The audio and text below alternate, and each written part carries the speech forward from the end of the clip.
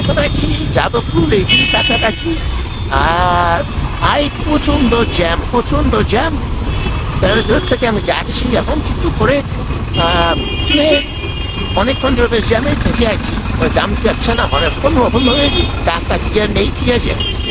আর পরে পয়সা বাজে প্রায় 1:30। যে ভিডিওটা দেখছি এই ভিডিওটা মানে করার ঠিক 5 মিনিট পরে আমি একটা সিগনালে দাঁড়াই এবং দেখি যে মানে চাবিটা অফ করতে গিয়ে দেখি গাড়ির চাবি নেই, ঠিক আছে। এই দেখো পরের দিন সকালবেলা কোনো রকমভাবে চাবি ওয়ান ছিল বলে আমি বাড়ি ফিরতে পেরেছি রাত্রিবেলায়।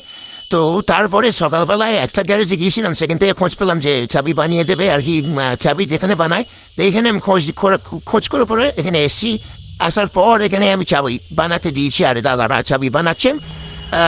আমার প্রথমে ভেবেছিলাম যে অনেক টাকা খরচা হয়ে যাবে, তো যাই হোক কমের মধ্যে হয়ে গেছে যে এখানে দাঁড় করিয়ে চাবি মানে আর কি বানিয়ে দেবে। তো অনেকক্ষণ ধরে ঘরে বসির পরে অবশেষে তেলের ট্যাঙ্কি খুলতে পেরেছে, খুলে এবং এবারে ভালোভাবে ফাইনালভাবে চাবিটাকে এখানে তৈরি করছে।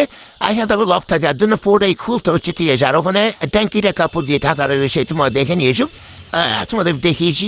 এখানে পুরো লকটা খুলে এখানে নতুন করে চাবি বানিয়ে দেবে এমনকি।